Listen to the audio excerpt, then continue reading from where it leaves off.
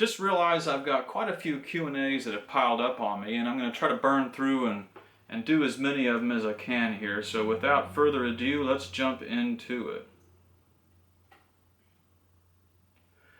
So let's see, Richard here is asking me if I've ever considered doing a tutorial for an old fiddle tune called Old Chattanooga. Well, Richard, yeah, I guess I need to do that. That's a great tune. I learned from the recording that Ron Williams made a bunch of recordings back in the late 70s and early 80s around East Tennessee, this area here, and he called it the Pine Breeze Recordings, named after the school where he was teaching. He had students from the school do the recordings. So he got that great old recording of Old Chattanooga, which is a real upbeat fiddle tune. I wonder if I can do it.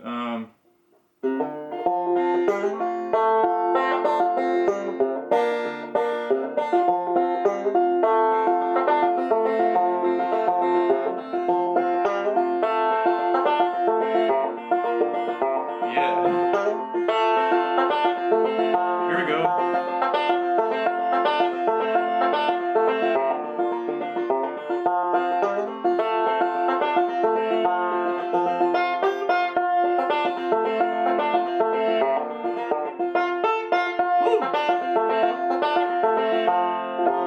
So it's a real neat tune. It's actually real challenging on the banjo to get down and do.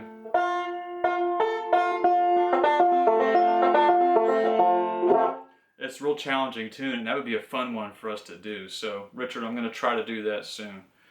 And if you all haven't, check out Ron Williams' Pine Breeze recordings from the late 70s. Wonderful stuff from East Tennessee. Patrick here says, the next video you make concerning banjo building, could you go over how you make your black walnut die? I'd like to start using it. Well, Patrick, it's pretty easy. I think I've never devoted an entire video to it because it seems kind of boring and technical, but it's simple. Around here where I live on the Georgia-Tennessee line, black walnuts are almost like a weed. A lot of people around here consider them a nuisance. But anyhow, that's getting off topic, but we've got a great big one out front here that usually every year it drops several truckloads of big fat black walnuts. So what you do, Patrick, is go out where you've got a walnut tree. It ain't got to be black walnut tree, it could be English walnut. It could probably even be a hickory tree, pecan tree. Hell, you could probably use acorns. Or just oak leaves or something, and just stuff your bucket get you a 5-gallon bucket full of, let's say, walnuts. And then just leave it sit somewhere. It ain't got to be in the sun or anything like that. And just let those bright green walnut husks turn black. And once they start turning color and they get soft, and you can husk them with your hands, just husk them and fill that 5-gallon bucket up. Then I'll leave that bucket out next time it rains. I let it fill up one time with rainwater, and then I pull it in on the porch. And I let that stuff sit for just a good long while. Because I'm not really, I don't need the dyes, so I got all the time in the world, right? But what you could do is immediately put that in a big pot and simmer it down, and just sort of like you're making a big tea, I guess, and steep those husks is my point, what you got to do. So once you let it steep for a long time and you've got it sitting, then what I'll do is I will, at that point you can strain the husks or leave them in. And I'll put it either on this wood stove here if the season is right, or I'll put it on the electric stove top and let it simmer for a long time, like all day or something. That's why the wood stove is great, because you can just leave it on top and it'll evaporate all the H2O will come out of it. All the water will come out, but it'll leave dye behind. So that's what you want to do. And so definitely then strain your husks out if you haven't already. And then you've got a concentrated dye. And the more you simmer it and boil it off, the more concentrated it will get. My only other tip, at that point you're good to go, but what I do is I pour some rubbing alcohol in there with it, because that just helps it keep from getting, otherwise it'll get this real bad rancid smell to it. So put a little bit of rubbing alcohol in there, and then you're good to go. And you can use that on leather or wood or your hands. It'll stain your skin big time. Okay, so Rob here says, is it possible to extract a thumb lead melody from an existing clawhammer or round peak tablature. He says he's been looking for a tab for a thumb lead version of the Ola Belle Reed song Undone in Sorrow, but with no luck. I tried removing the strums and the hammers and pull-offs from the tab that I found, but it didn't leave enough to hang a melody on. He says he's nowhere near being able to pick up tunes by ear yet, so he'd like to find a thumb lead tab of this song. Well, Rob, it's totally possible to extract a thumb lead melody out of a clawhammer tab. There's nothing to it, and if you haven't seen it already, I'm going to link to my video up here somewhere that's going to take you to the basic two-finger thumb lead banjo picking, and I'll explain to you exactly how I take you from straight overhand clawhammer style to the two-finger thumb lead style. It's the same rhythm, damn near the same. It's the same basic pattern. So you can definitely do that. But you know what might be better for you to do, Rob, is I need to do a damn lesson on Undone in Sorrow. I have never learned that piece. Ola Belle Reed was a fantastic songwriter, musician, great person. I've only learned one or two of the pieces from her. I've never learned Undone in Sorrow, so I would need to learn that and then teach y'all how to do it. And that's probably something I need to do right up there with old Chattanooga, right? Okay, so Michael says, I love the sound of your low-tuned banjos on your videos. Is there a loss in volume or tone when you tune down? Just because there's less pressure pushing the bridge down onto the head? Do you need to have an adjustable tailpiece to increase the break angle in order to compensate for lower string tension? Or do you use heavier strings? Well, Michael, very simple. I just use straight medium gauge strings. The strings on this banjo, I believe, are light gauge strings, but this is not my instrument. This actually is one that's for sale. And it's pretty damn nice. But I always just use straight medium gauge strings.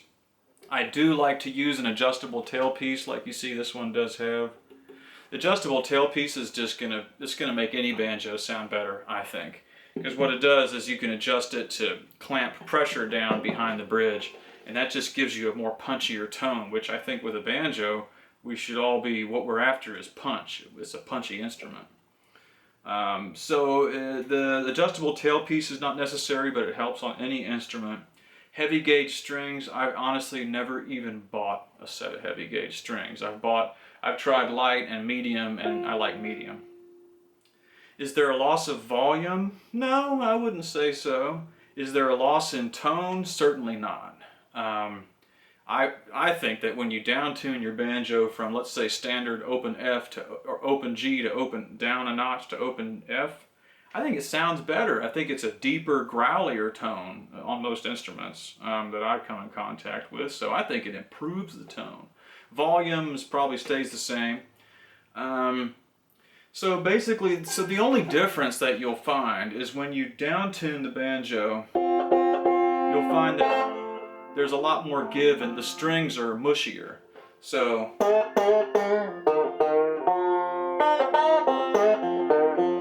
the strings are have way more give in them, which I like that. I like it when it's downtuned to F, because I can bend the heck out of that and get these slurry sounds out of it, which I like.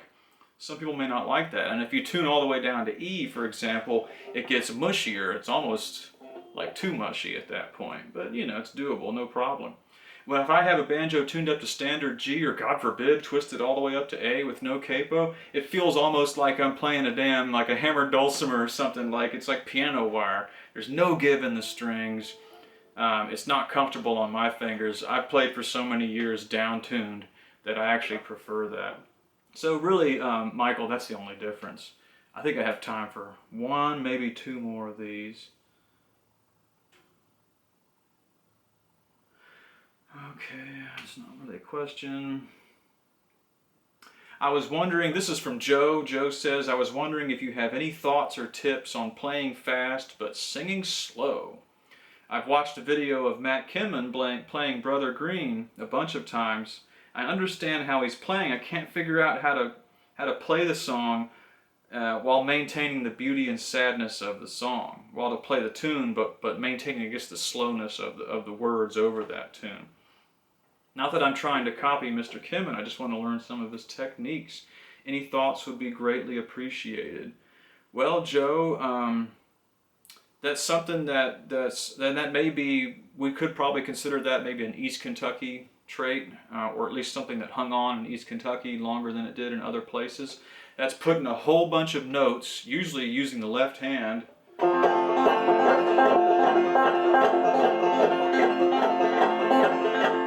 a whole bunch of notes to fill out behind slow, drug out words like I took morphine last Saturday night. Lord, I took it in a hell of a way. I think that's what you're talking about, Joe. You see, I was sort of singing slow and drug out there. A lot of pieces that you'll hear Matt Kimmin or George Gibson or John Haywood or Brett Ratliff, Kevin Howard, that sort of Kentucky school of banjoists, and maybe if I'm really generous, I can count myself sort of in that school. But those guys for sure, you'll hear them belt out long, drug out words, Roscoe Holcomb, for example, with lots of activity. And it's basically, it explains itself. It is what you think it is. You're putting in a lot of stuff, and just watch my videos on how to do Morphine and Little Birdie and Cold Icy Mountain to get a better idea of that. Okay guys, I'm running out of time here. I'm gonna have to let you go. We've got a lot more questions to get to, so thanks for looking. You'll see me soon.